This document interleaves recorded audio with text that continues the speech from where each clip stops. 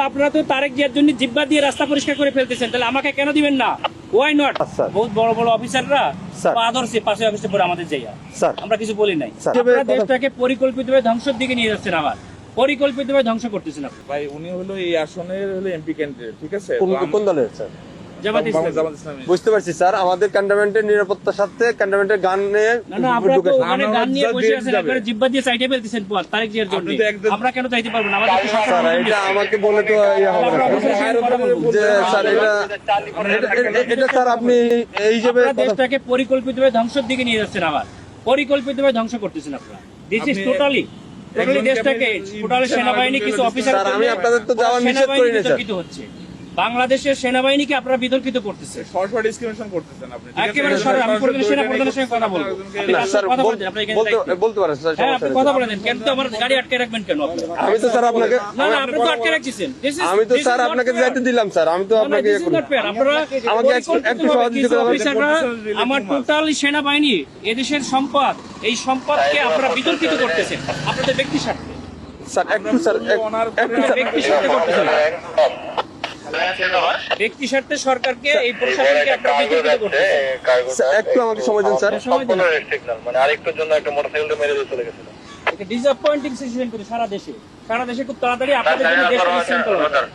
পুরো দেশটাই বিশৃঙ্খলা করতেছেন আপনারা।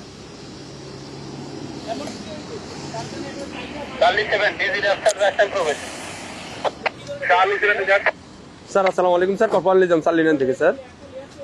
স্যার ওই যে সালিনানে দিয়ে প্রবেশ করে ওই যে সালিয়েট যে বাইরে হবে জামাত পদপ্রার্থী, ওনার সাথে গানম্যান আছে স্যার, আমি এলাও করলাম স্যার।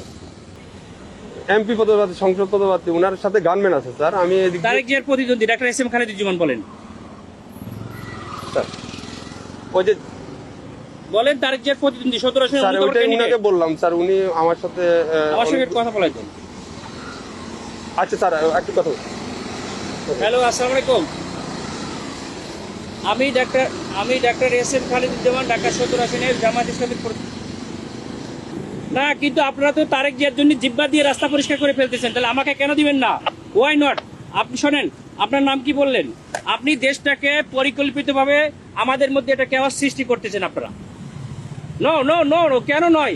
আপনারা দেশটাকে ধ্বংসের দিকে নিয়ে যাচ্ছেন এবং কিছু অফিসার নিজেদের ব্যক্তি স্বার্থ হাসিলের জন্য আমাদের সুপরিকল্পিতভাবে 5 আগস্টের পরে আমাদের দেশটাকে আপনারা ধ্বংস করতেছেন, আমাদের দেশটাকে পুরো ধ্বংসের দিকে নিয়ে যাচ্ছেন আপনারা।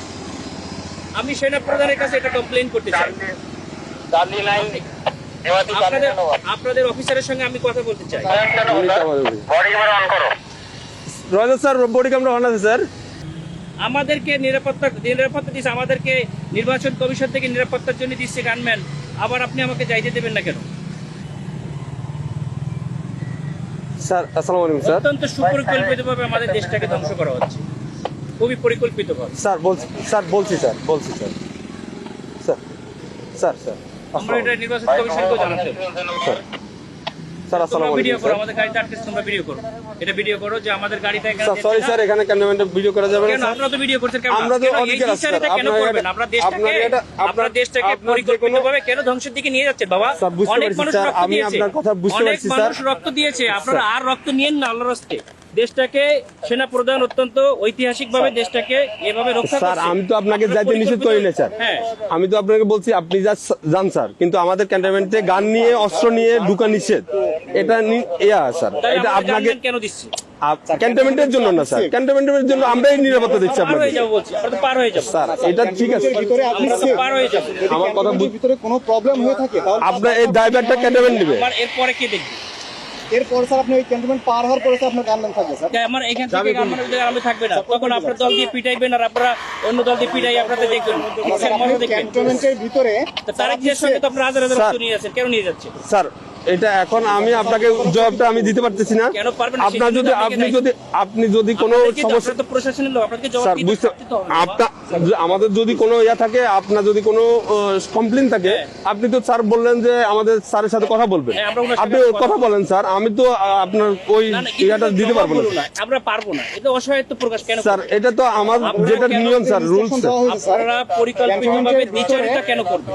স্যার এই জন্যই স্যার আপনি এই কমপ্লেনটা করেন স্যার। আমি তো তো এই না না সেটা কমপ্লেন্ট আমরা কোথায় করবো? আপনি তো বললেন যে সেনাপ্রধান স্যারের সাথে কথা বলবেন, হ্যাঁ, ইলেকশন কমিশনের সাথে কথা বলবেন। অথরিটি কি বলছে আপনাকে কি করছে? বলছে স্যার গানম্যান নিয়ে অ্যালাউ নিষেধ স্যার। আপনি যেতে গেলে এমনিতে আমার কাছে সহযোগিতা করতে হবে স্যার। একটু সহযোগিতা করেন স্যার প্লিজ। না না না সহযোগিতা না, আপনারা অত্যন্ত পরিকল্পিতভাবে দেশটাকে ধ্বংস করছেন, দেশটাকে রক্ষার দায়িত্ব আপনাদের।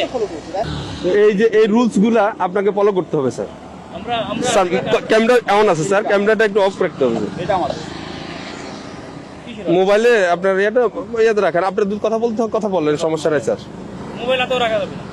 হ্যাঁ রাখা যাবে, আপনি ইয়া করতেছেন স্যার। বলছি, আপনি যেতে পারবেন স্যার, কিন্তু শুনেন, আপনার যে গানম্যানটা এই সময় বুঝছেন, স্যার। সময় সবসময় থাকে না, ঠিক আছে?